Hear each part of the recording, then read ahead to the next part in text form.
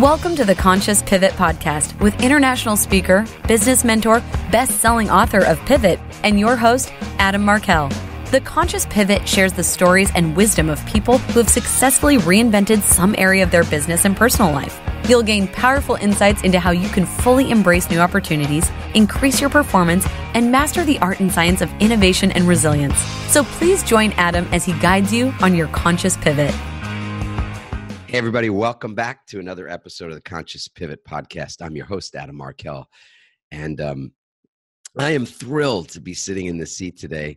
I've got an incredible guest. I'm excited about the day. Actually, it's been raining in California, which, it's so funny having been from the East Coast and knowing that a lot of the family that we still have that live on the East Coast, they sort of see California as this magical place, and everyone wants to go there, but they convince themselves that there's no way in hell that they're going to go, because every time they look, it's either like fires, it's either wildfires or floods. So we went through the fire stage, and that was pretty rough in the last few months. And right now we're getting quite a bit of rain, which is something we all know we need, and it's important. And there's some mudslides that are coming that have been a part of that whole thing. But in any event, today is a sunny day. It's a beautiful day, and it's right here in the middle of just the perfect period in my life to be exploring seasons. And I think today, maybe even in our conversation, we'll just talk a little bit about the seasons and how the seasons are such a great metaphor for life, for our businesses, for the cycles of our lives, just every aspect of that. And I can't wait to get into it with this guy who I'm going to share a little bit about him in a second. But most importantly, I think I got to say, he's just got this incredible haircut. So I'm not sure if some of you are, some of you are listening to this, some of you are watching YouTube, but you can tell by my remarks that this gentleman has great barber. It's probably the 4-blade or the 5-blade. We'll explore that in just a second. But Dr. James Kelley is an author of an incredible book called The Crucible's Gift: 5 Lessons from Authentic Leaders Who Thrive in Adversity. I love that. We all understand what it's like to experience adversity, but to be able to thrive in adversity is a very different I think it's a different skill set. It's a different experience. It's a different intention. It's a different result, obviously. So we'll explore what that looks like and talk to James about that, because he brings a fresh perspective to leadership coaching and keynotes. His journey from a humble home in Portland, Oregon, to earning his PhD and living near Dubai with his wife and 4 children is full of adversity. We'll get into that as well. James also has a keen interest in the adversity that shapes great leaders around the world. Right now, I think we are living in, to call it tumultuous times is sort of putting it mildly. To call it disruptive times or pivot times, which would be more on brand message, I guess, for us, is sort of putting it mildly. But there's a depth to that bio that I'm so looking forward to getting into with you, James. But before we do that, I want to first thank you for being on the show. Thank you so much for making the time to be on the podcast today. Oh, Adam, thank you. And I just got to say, if it wasn't for your voice, I'm not sure your audience would know who is who in this conversation, because we look so similar, actually. So we are like a couple of fried eggs, man. Yeah. The glare off our foreheads is brutal. I can't really see you very well, Adam. So I'm gonna move my head around just to kind of get it. Oh my God, it's blinding in your eyes a little bit here. Oh my goodness. What is not written in that bio that you would love for people to know about you, sir? Oh, geez. I'm a passionate person. I'm someone who, as the book probably entails or states in the title, authentic. So, and it's a word that's bantered around quite a lot nowadays, but for me, what's really important is being a good person, being a good version of myself. And, I have a saying that, and I'm going to, paraphrase this saying. I don't know how clean your podcast is, but if I die, it's squeaky clean. Okay. No, I'm kidding. Okay. Should I do it first? Okay. Shit happens. All right. That's okay. Great. Okay, good. This will go with the metaphor. So if I lost my arms and legs No offense, Adam, you won't be wiping my ass. My wife and family will be. So they're always first at the center of the choices that I make. And often, if that's with business or speaking, whatever, my thought process first goes to how does it impact them? And then I kind of work out from there in terms of what I do next. So I'm a very passionate, family-oriented individual, and that's not really in the bio. And just a good guy that's just out to have a good time and don't take life too seriously at the end of the day. Yeah. And you live near Dubai.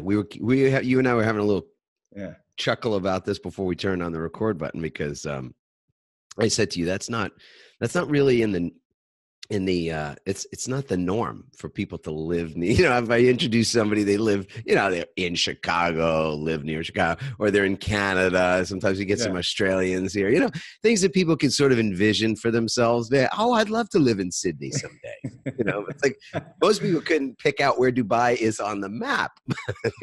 Most people think Dubai is the country of United Arab Emirates, and it's just a city. Yeah. No, and it's funny, you're talking about rain. I was thinking we just had our 2 days of rain that we'll get for the whole entire year this week. So we had rain this week. Very grateful for that. And now it won't rain again for another 354 days. So that's about it. 2 days of rain for the entire year. Yeah, that's about it. Yeah. It's so funny because certain things just keep coming up. You know how that is? I think they call it the reticular activating system or something like that, where you start to notice that you might want to buy a Volkswagen, and the next thing you see Volkswagens everywhere. You didn't notice them before, but all of a sudden everybody's driving that Volkswagen that you're so interested in, kind of thing. So Dubai has come up. A buddy of mine, Steve Farber, who's also an author, got a new book coming out, which I love the title of this. It's Love is Just Damn Good Business. That's the title. I don't know what the subtitle is, but in any event, isn't that a great title? He just came back from Dubai, had a speaking gig there, and now we're in line to do the same keynote for this banking organization next year. So I haven't been to Dubai personally, but I have a feeling it's coming. It's in my future, buddy. So now I got another bald friend with 4 kids living near Dubai. I'll be sure not to come on one of the 2 days that it rains. That's what I will schedule myself. It's chaos here. No one knows what to do. It's like if it snowed in Carlsbad, everyone would just lose their shit.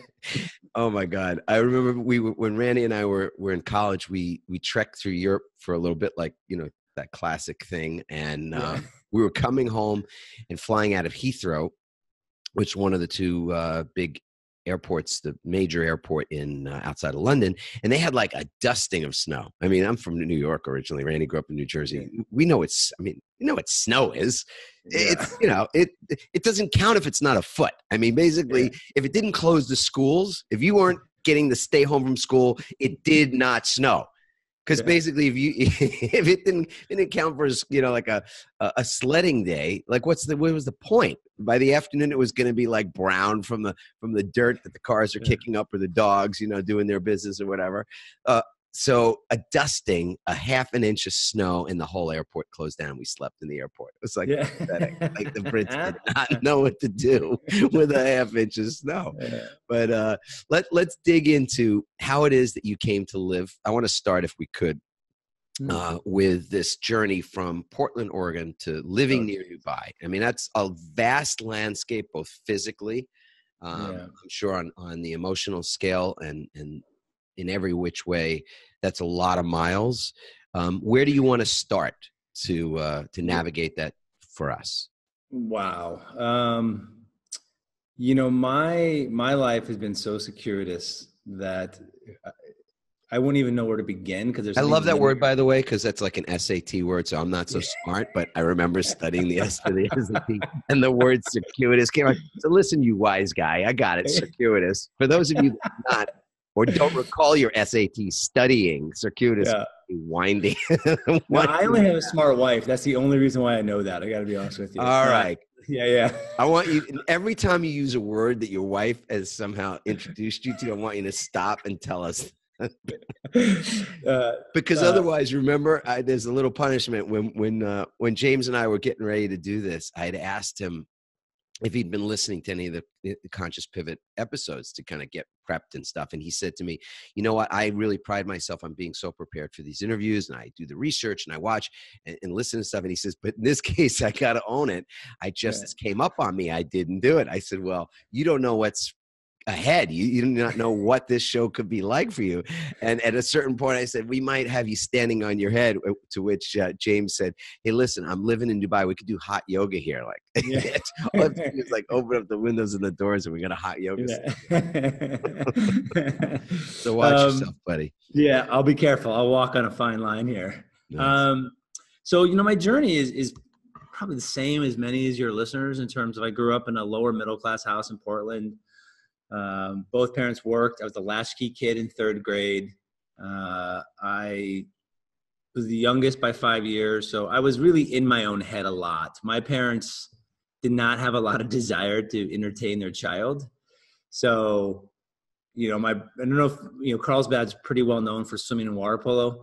So if you're a swimming family, you know what that means. And my family was a swimming family. And so at the end of the day, my brothers were gone from sun up to sunset. And so I was by myself a lot until I started the stupid sport as well. And then I was out the door at sunrise and back at sunset. So when you have parents who don't want to entertain you, both working, both unhealthy, not a lot of money, you're kind of left to your own devices to sort yourself out mentally. That would have been great if I had a really confident, focused mom and dad. That was not the case. My mom was very pessimistic, very deficit approach. My dad was kind of just there. So, the building blocks of success weren't really there. And so I barely got into college. I went to University of Dayton, and I got in only because I played water polo. That was it. And I was in probation. I'd take rudimentary classes. Left after a year. One of my, just because I'm going to reference your show. I was selling new and used cars at 19 years old in Portland. I moved back to Portland at that time. My parents had left Portland to live in Chicago. And I remember a vivid day in March. There was a used car shack, and I walked in, and two guys were bent over a table with a dollar bill rolled up. And they looked at me, and there was white powder on the ground. And they said, hey, do you want to try some? And that was a huge pivot moment for me. Because those movies that you see where they fast forward and all of a sudden it's a jail, or it's like, some sort of, and I just saw living in a dumpster, in a van down by the river, not to quote Chris Farley, but like I just saw my life going the wrong way. And so I literally walked out of that shack straight to the phone and called my mom and said, I want to go back to college next year. And she was like, whatever she could do to do it, she would get it done. If she had to mortgage the house, she was going to do it so I could go back to university. So that was a conscious choice for me at that moment to say, this is not a path I want to go on.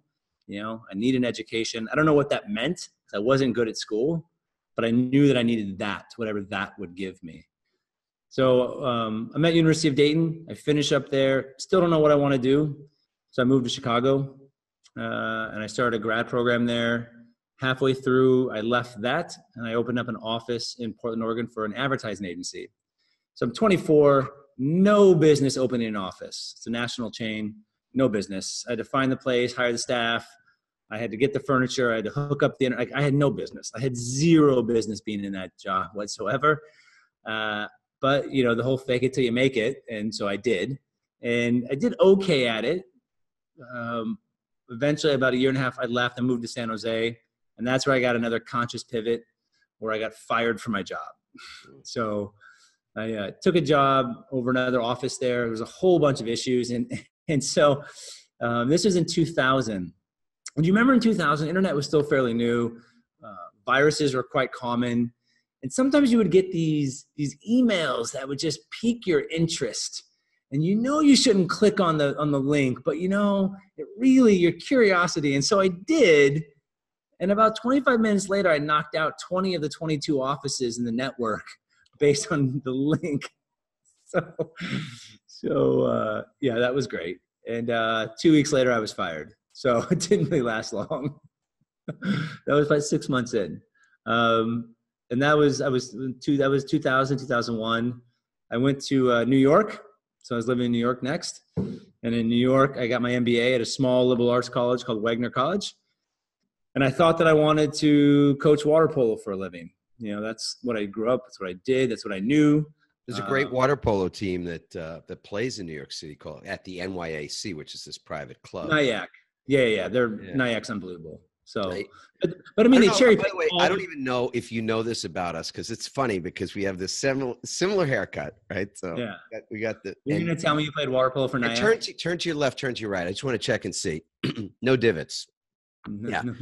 So you got a good noggin. Like it's a round noggin. Yeah. No, no forceps marks, none of that. No damage. Yeah. Looks like nobody dropped you on your head. It seems, right? You're pretty good there. Yeah.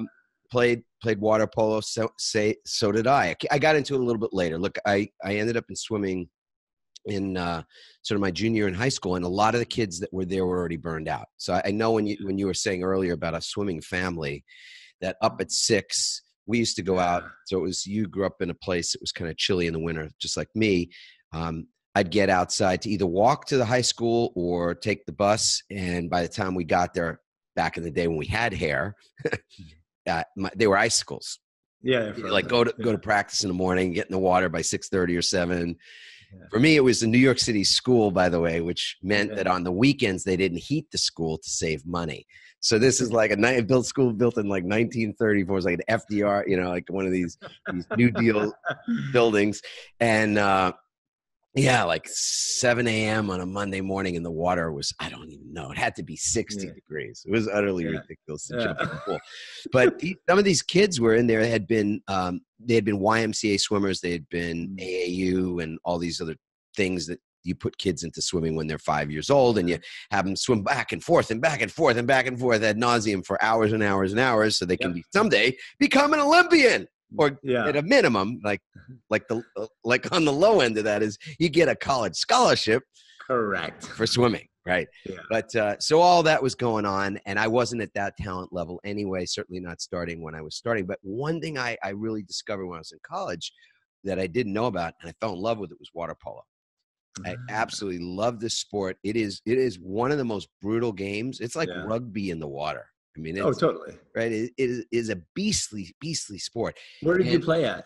I played at UMass Amherst, and we were a club team at the time that wasn't even varsity, didn't even have any funding. And we went to Easterns, which was a big deal. We were good enough to go to Easterns, play at Annapolis, play against, those guys were beasts, Johns man. Hopkins and Brown, and serious teams. Not, I would say Brown and Navy were like one cut below the teams that you probably were playing against, which were the West Coast teams. So whether it was, what was not really. I played the East Coast. No, I played the East Coast. So really? Like when I was at my college, we would travel 10 hours on the weekend. We'd drive from Dayton to New York to West Point to Annapolis to Brown. Like, we played the East Coast, and we just got our asses handed to us all that the time. natatorium at West Point's pretty sick, right? They I just remember the Annapolis one being unbelievable too. Like, those two were just phenomenal. Ridiculous. Yeah. We go to the this is so funny. Anyway, we won't digress into this because people will be bored. They'll be like, what the hell are these guys talking about? And some people are probably going, man, polo, water polo. The most difficult thing that people don't know about water polo, but I'll just sort of reveal this now, and that way it'll make the podcast episode worth the while, is the toughest part about water polo is getting the horses in the water. Like, yes. Right? That is not an easy I always thought actually beating the horses to move up and down was the hardest part, because the whip kept getting in the way of the water, and you just wouldn't have the same impact as you. Well, the mallets, they slow down. As soon as you strike the water with the mallet, it just slows down. You've got to have this incredible like speed, like a golfer, you've got to get club speed. Yes. To get and through as you go to the deep end, you have the snorkel issue, which you have to be blowing that water out the top of the snorkel. Very tough. So hard. Yeah. So hard. All right. So back on point here. You end up in a series of jobs, and obviously these are not your, they're not the, to me, I don't know what the number is right now. It's at least 7 changes of career, and I think that number has radically gone up because millennials today are leaving a job on average every 18 months.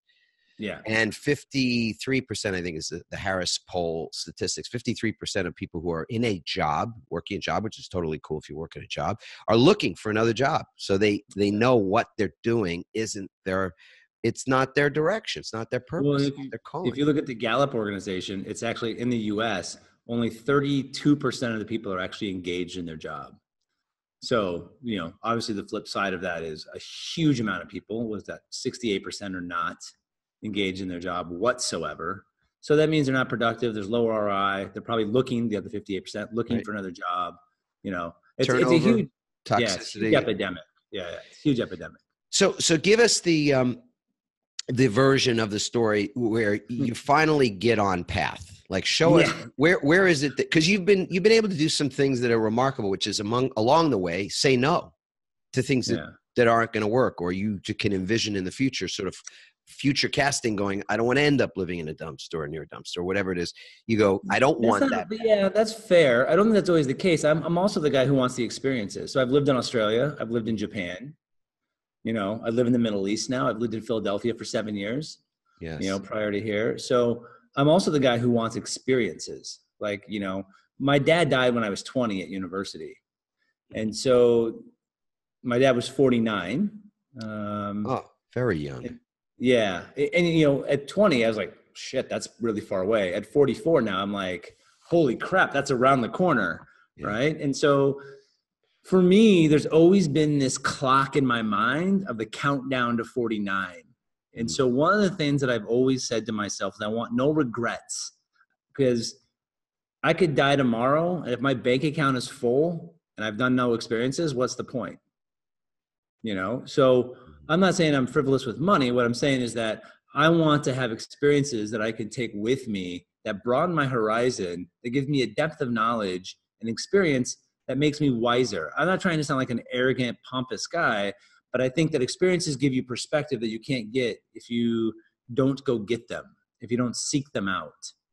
Who would want to get to the end of their days and count among their, the things that they wish they had done, living in places, meeting people, eating foods, those kinds of things. I mean, those are sensations of life that you only get from a visceral experience of it, from actually getting involved in doing it. So has it been is that a major part of your philosophy?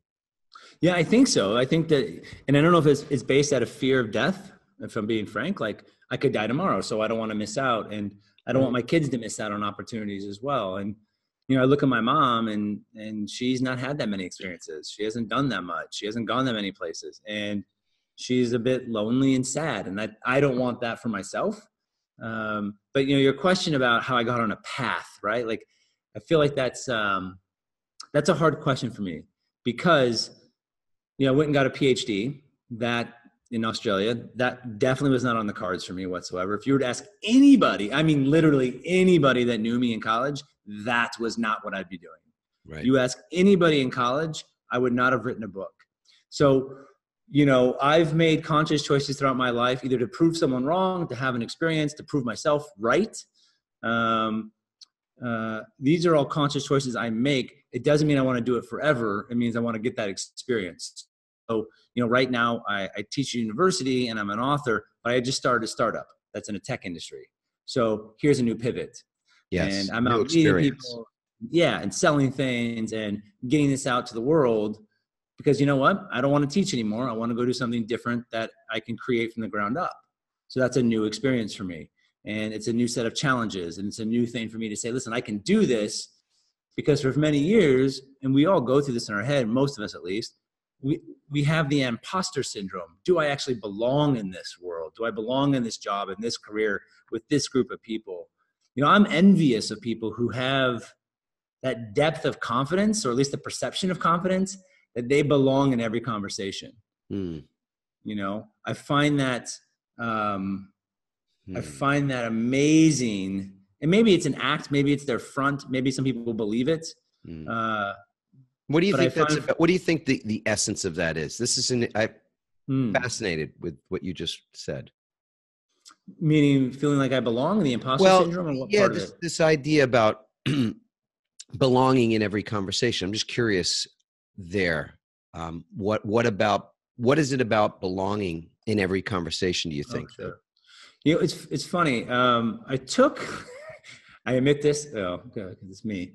I don't go on Facebook often anymore, but I fell for a Facebook survey, and it was, "What is your career blockers?" Did you Right? I was like, oh, crash? that's it. Did you crash a dozen computers?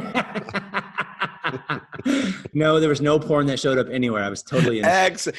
It's so funny. I stopped myself earlier from asking whether it was a porn thing that you opened up. It wasn't actually. It wasn't. I don't remember what it was, but I knew not to do that at work. Good Like man. that, I All knew right. the line. I'm glad Yeah. I Yeah. refrained from that. So I took this little survey, and at the end, it basically said that you just always wanted your parents' approval to belong, like that you were part of their life. Yeah. And in retrospect, I mean, most of our problems and issues we have do come from our childhood, anyways, because we create our own structure and meaning, which isn't always correct, but it's how we created at 5, 7, 10, whatever. And so I remember thinking all the time, I want their attention, I want their approval. And I think it just manifested itself as I grew older, believing that I didn't belong in conversation. So, I have 2 masters and a PhD. For me to say that sounds ridiculous because I'm overqualified to do anything at the end of the day, right? So finish that sentence with, I'm overqualified to do anything. So I do nothing. Yeah. So, I mean, that's the way I feel sometimes. And so the only reason why I did that is to make myself feel like I belonged in the conversation, but it didn't help me close that gap. It just allowed me to say, well, what else do I need to do to prove that? And I think that for many people, they struggle with that. They struggle with this idea of, do I belong? Am I good enough? And I think these are, I don't know, have you ever experienced these things? I mean, you seem like this super well-informed and evolved human being, Adam. So I don't know, oh my God. Dude. Yeah. If you only knew me. Yeah, no, that's what I'm asking. Very unevolved. You go through these things? Yeah. I mean, I think that's why I'm asking about it, is that this idea of belonging and wanting to feel, we were at a friend's house the other night, this dear friend of ours who listens to the podcast. So I'm going to just shout out to this beautiful soul, a lovely lady by the name of Shifra.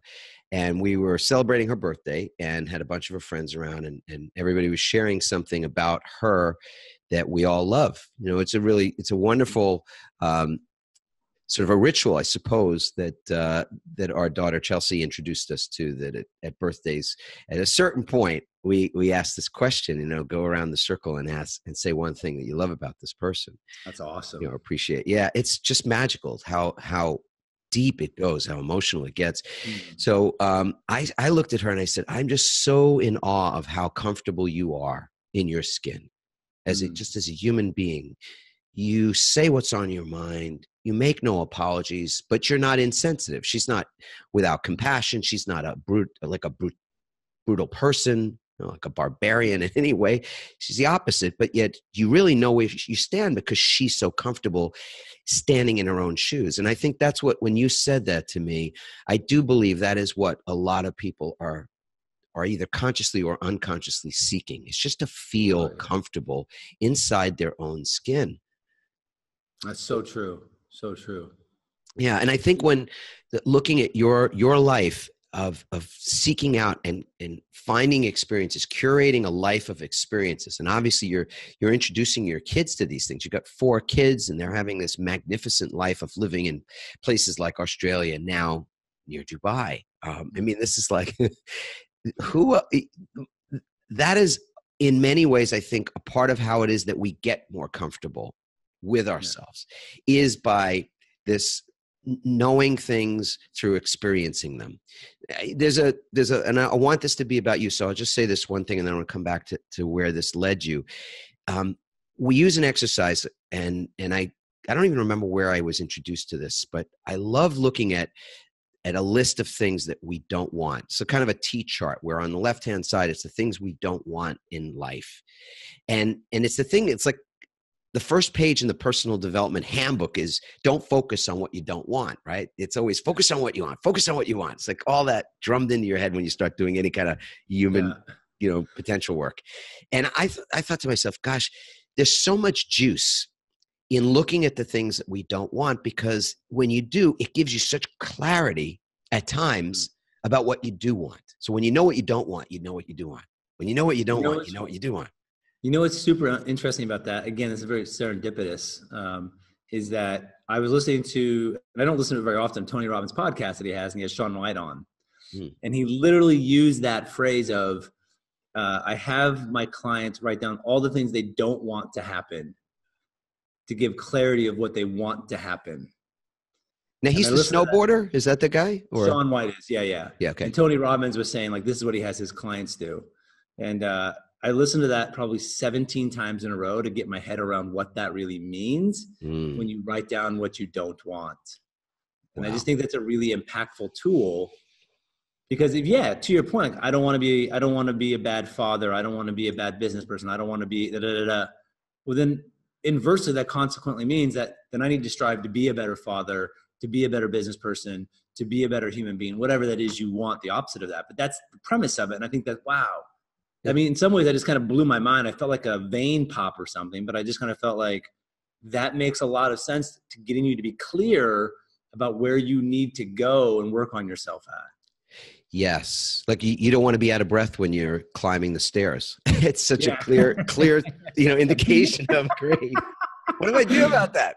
I might want to actually do some exercise to, so that, so I think your experiences, the diversity of experiences that you've had have given you such great clarity about the things that you do want. So when it comes to that path question, that difficult, and I'm so glad you said that, because, maybe that is not an easy question to begin with. And it's an evolving thing. It's a moving target of sorts, because it's not like there's one path. I mean, when we look backward from the end of days to the beginning, it's like looking from the top of a staircase backward. You might not have been able to see all the stairs. This is, by the way, Dr. King talked about this, just can't see the stair more than the stair in front of you. Sometimes it's dark, but when you get to the top and you look backwards, you can see the perfect ordering, the perfect sequence of all those stairs. So it really is one of those things that when we look backwards, you can see how everything was just perfect. Like all those experiences were perfect because they led you to where they absolutely had to lead you. But in the moment, to feel comfortable in your own skin, to feel like you belong in the moment, without the ability to fast forward the 40 years ahead, which nobody wants to do. Like my mother-in-law used to say, don't wish your life away. You don't want to do that. And yet you still want to feel safe, secure, comfortable, confident in the moment, right? Yeah. I think, what I've come to, in my mind, at least for me, where I'm at in my personal journey, and I think everyone's on their own journey, their own path, their own stones, their own steps, is that I literally do believe everything does happen for a reason. I'm not particularly a religious guy. I don't even know if I'm spiritual, but I do think that, like, inside your brain, the way it works is that you create the meaning and desires that you want, both negative and positive, but they all are additive to the bigger picture as you go. And so for every failure you have, it's an opportunity to learn. For every roadblock that comes up, it puts you in a different path to go a different direction. I'm a big believer that life will give you nudges and will keep pushing you in the direction that you are meant to be in.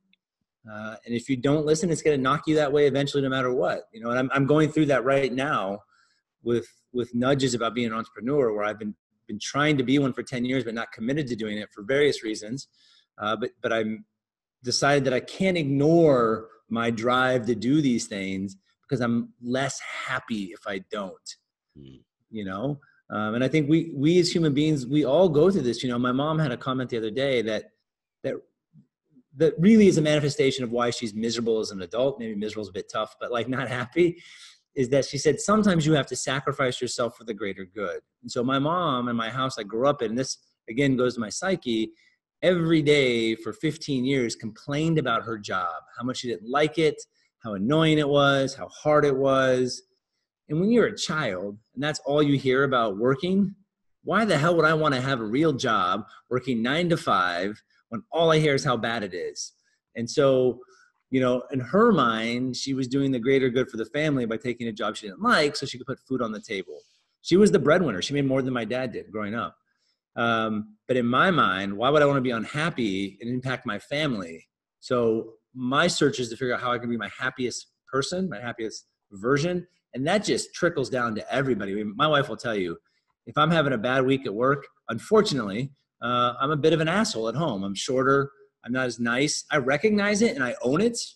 You know, to my kids, I apologize all the time. You know, Dad's having a bad week. I shouldn't take it out on you. It's my fault. I'll work harder to be a better person, to treat you with more respect. Like, I'm really transparent with my children about these things. I think often as parents, we have this like perception we need to act a certain way all the time, so our kids don't think we're weak or we can't own our anger, and we displace it on the children. And so anyhow, not to get all high and mighty, I just think that as a parent, it's really important your kids see that you're a human first, right? And they can respect that process. So yeah, I don't know where I'm going with this, but jump on in, Adam. Yeah. I love where you're going with it, buddy. Cause it's, you know, we had this little, well, you started to talk about authenticity earlier and how that word has gotten a little watered down. And to me, what you were just modeling there is what I would call transparency, and that level of self-honesty and transparency is what how I would define what is authentic.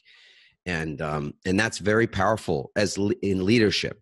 And I know that's one of the things that you've been involved in or giving leaders these, I guess, strategy, but more, I suppose, helping them to own themselves, own their authenticity, own the truth of themselves, really, including how it is that they work with their challenges. So, I mean, is that the work that you're really called to still, or is the entrepreneurial nudge into it? Well, you said it's going into tech, so it could be that you're leaving this chapter behind, that we're catching you at the close of a chapter. Does it feel like that, or? No, not at all. I think that it's funny. My wife had the same comment as you just had.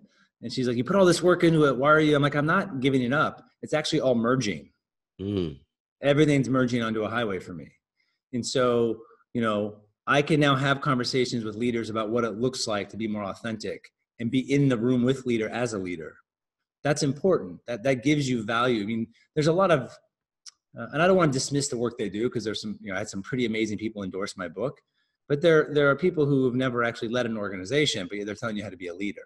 Right. So I was listening to a podcast, and it was on the podcast is how I built this, how I built that. It's the NPR one. It's really, if you haven't listened to it, it's freaking unbelievable. It's taking these entrepreneurs, and he had an entrepreneur who, I think they built Soul Cycle, her and her partner. Long story short, she goes, I got tired of listening to the armchair critics about how I should act and be as a leader when they've never actually been in the ring. And so she's like, I just stopped listening to them. And I thought, man, that's really powerful, because there are a lot of armchair coaches in this world that have actually never been in the ring to understand the constraints and complexities of a situation. And so I'm pretty adamant about jumping in the ring. So if I want to be seen as a serious actor in this space, I better do some serious acting. No kidding. You know? Right. And so I'm you want to advise entrepreneurs? Be an entrepreneur. Yeah. Yeah. And I'm not trying to dismiss my book or belittle it and say, it's not a good book. I think it's a great book. It's written like how we talk. I think it adds value when people say, oh, he's led this organization or that organization. So I thought to myself, I should probably put it in practice, right? This is the theory in my mind. This is the learnings that I got from interviewing 140 plus CEOs around the world. This is what I got. But at the end of the day, you know, I don't know. For me, it's like, you know, I don't know if you grew up skateboarding at all. Oh my God. You and I feels like we have a some parallel universe going on here. Yeah. Skateboarding was a thing, man. So I feel like a poser. If I'm like out there saying these things. Right. And you can't, you can't do a 360. You can't. I don't even know what the tricks are today. You know, I'd break my leg is what I know. I was bruising every part of my body back then. Just with a skid pad or whatever it was called. My friend and I, we made like a quarter pipe out of our house. We used to go just barreling down the street, jumping off this quarter pipe on our skateboard. You were doing the Jackass thing before Jackass was a thing. Yeah, I wasn't stapling my testicles to anything. There's none of that. Excellent. Good man. You look smarter than that. Marginally, right, doctor? Marginally, yeah. Let's not set the bar too high, Adam. Not too high. No, absolutely. Well, this is terrific stuff. I've just so enjoyed this conversation. I'm really glad we've gotten to meet, and I feel like our audience, our community will probably experience the fact that we're meeting for the first time, which I think is really cool, because this is one of the joys of having a show like this and being able to meet amazing people from all over the world, including near Dubai. Yeah. You really like saying that, don't you? Near Dubai. I do, man. It's like I'm already manifesting my trip to Dubai. Someday I'm going to be speaking near Dubai. Just only come here through October to February. Yeah. After that, you're going to be like, how the hell do you live in this environment? Because in the summer, it's like 120, 125. It's an oven. Yeah. You lose weight. You walk outside, walk to the car, you've lost 5 pounds, right? Yeah. In Dubai, it's a humid oven. Right. So really part 2 of this show, we're going to definitely going to do hot yoga from Dubai, from near someplace near Dubai. Share, if you could, you interviewed a lot of CEOs. I think, would you say 140 or something like that? I have more than that, but in the book was about 140. Yeah. Is there, and this is a tough question, but I'm going to put you on the spot for this. And if there's an answer, great. And if there's not, don't make one up. Is that fair? Okay. Yeah, fair. So is there one thing that's sort of a thread that you would say with every one of these CEOs, as crazy as they've been to do what they're doing? Because I'm having been there and worn that I don't know what kind of crown that is, because it's a lonely crown, it's a bloody crown at times, and it's also a wonderful honor to be in that role and have that responsibility. So I speak from my I could show you the scars to prove it. If there's one thread, one thing that ties them all together as leaders, what is that? So let me give you a qualifying statement to that. Is that the leaders that I think were most authentic had a string that went through their life. And, not all 140 fell into this category. That's part of the idea of research, is not everyone's going to, give you validity of what you're trying to prove. But what I found is that the leaders that really got what leading was about were leaders that really embraced their adversity moments. And they went from a point of saying it happened to me to it happened for me. And when you think about life, in your own life, and the pivots that you make, and most of your conscious pivots actually happen in your life when you start asking a different question. Often when people play the victim mentality, why did that happen to me? Some of those people get stuck in that for 30 years. And I feel sorry for those people. My compassion does run dry at some point. When you say to them, you've got to stop asking that question of why it happened to me, and change that preposition and ask why it happened for me. And what I found, and this is a reflection in my life and probably your life as well, Adam, is that when you started saying, where's the learning in this? Where is the opportunity in this to be a better human being, to learn what I'm doing better, to add value where I wasn't adding value? Because then that actually led to the second biggest finding, is that these leaders all had growth mindsets. They all wanted to become a better version of themselves, not only for themselves, but for the people around them. They wanted to lead more consciously and have a bigger impact and legacy about being a good human being. One of the things I have people go through is write their own tombstone or their own obituary. And I used to ask that question on my podcast. What do you want people to say about you at your funeral? What do you want your tombstone to say? And I always found it fascinating when people would say, he was a good business person. He excelled at being a CEO. And I thought to myself, you're really missing what life is about. Because when you're at your funeral, if people are talking about that, not that you were a good human being and a great father or a great mother, a great husband, a great dad, like you're missing what life is really about, because those manifestations of yourself will bleed into work because you treat people with respect and kindness and compassion. And that's the other part of these leaders that I found. They're really much more compassionate to those around them. And I want to be careful this word compassion, by the way. Sorry, I'm kind of going on a tangent here. If people think compassion sometimes is weakness, compassion is also saying the hard thing to somebody. Compassion is, listen, I care about you enough to say you're not doing right. You got to do better because you care about them. There's also compassion where you can say, you've lost someone in your family. Take some time. I feel for you, And I think the two types, and leaders can have both of those, of the hard compassion and the soft compassion. And so there was just a string that I kept finding that had these similarities of these leaders. Some were stronger in certain areas than others. I think we're human. But I think at the end of the day, there was this set of factors that I kept finding. Beautiful. I'm a big believer in the power of the habits that we have, but I call them a different word. I use this word rituals as in without a religious context around it, but more along the lines of things that we do consciously versus things that we do just habitually. You know, we drive home the same route, and we will pick up the fork with the same hand. I mean, it's things that we do without thinking about it.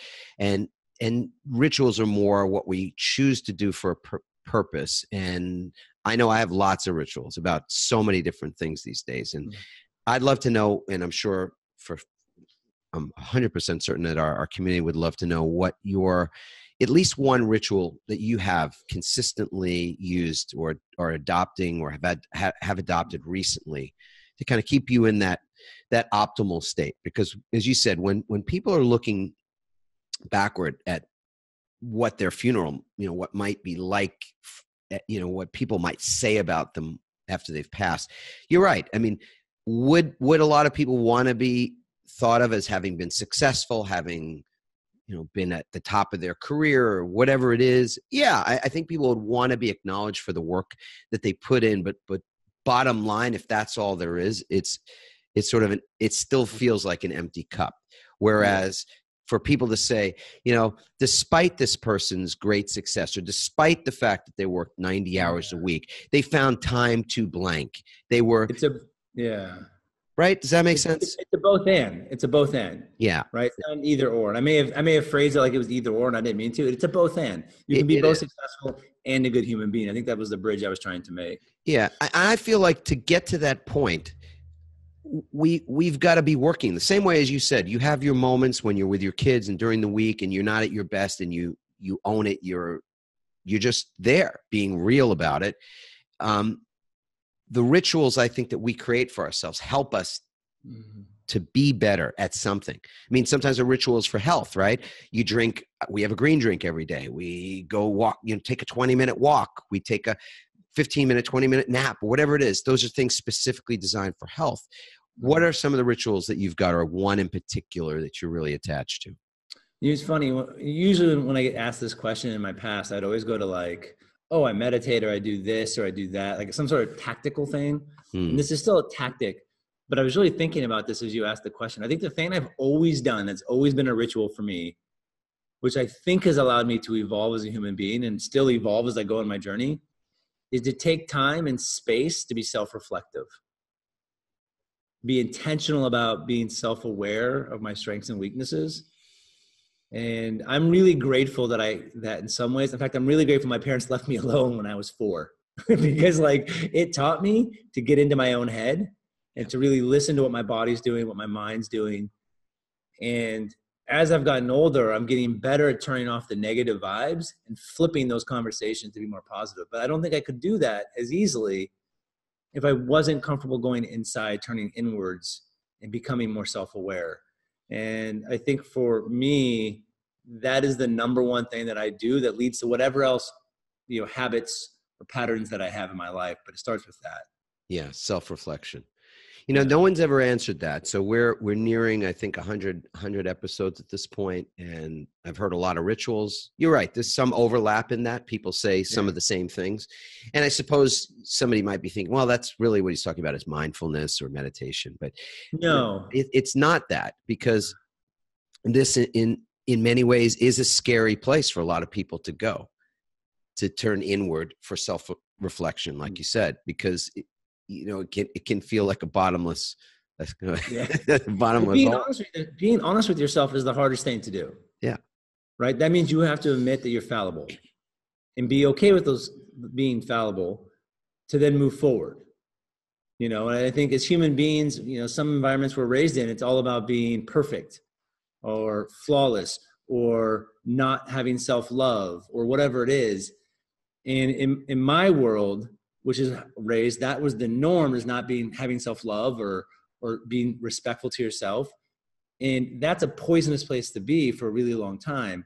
But what comes healthfully out of that is that when you start to dissect those two things and say they're not together, and you allow yourself to say, okay, what is it about myself that puts me in that space that I can flip and change to be better at? and to be honest with some of your weaknesses. Like, I am not a detailed person. If you watch half of my mailers that I send out, there's a typo in it every time.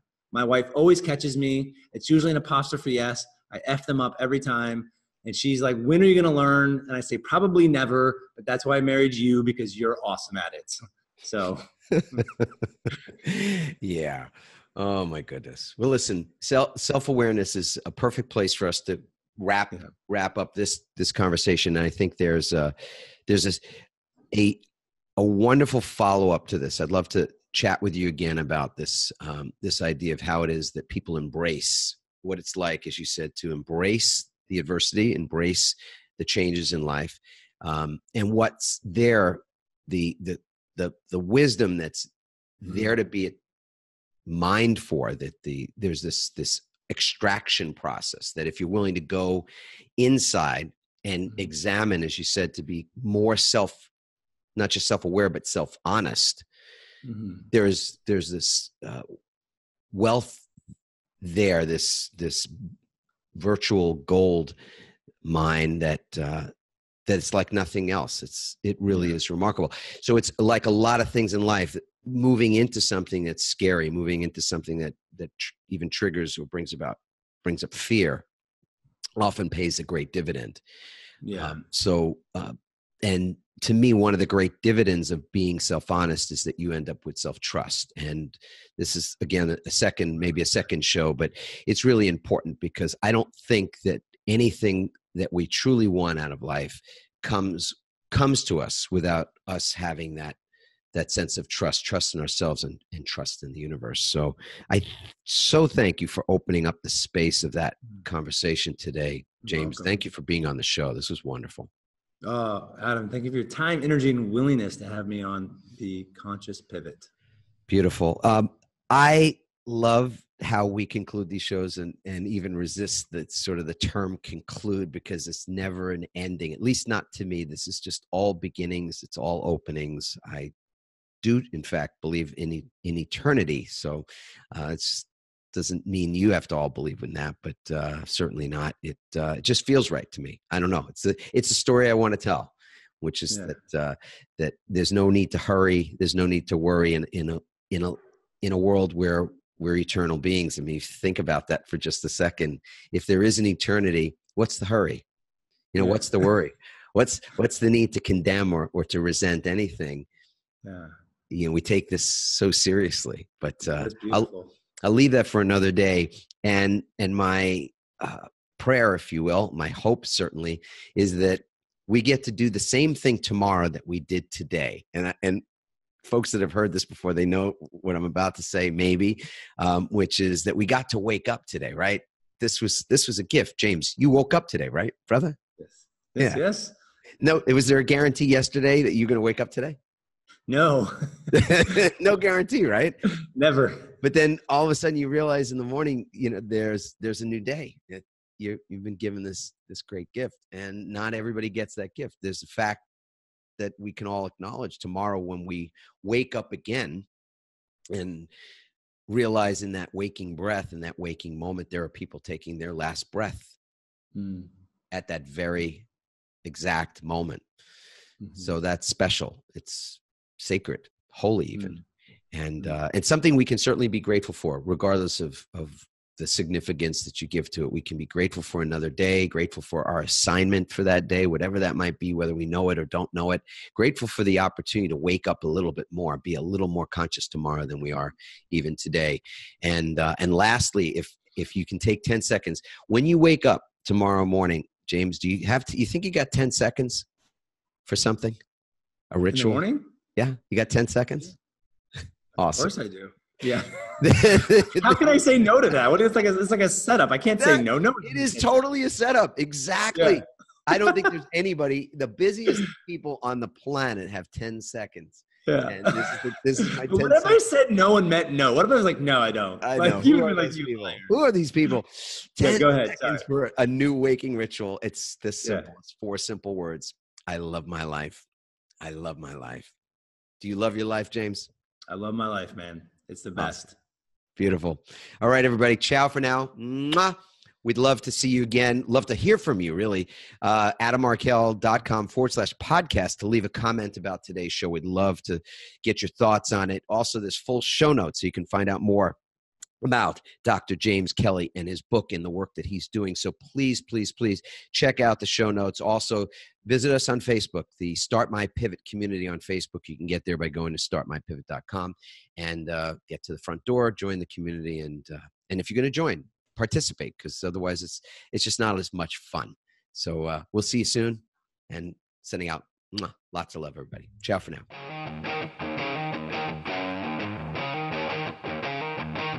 Thanks for listening, everyone. We hope you now have the tools and greater insights to navigate your own pivot.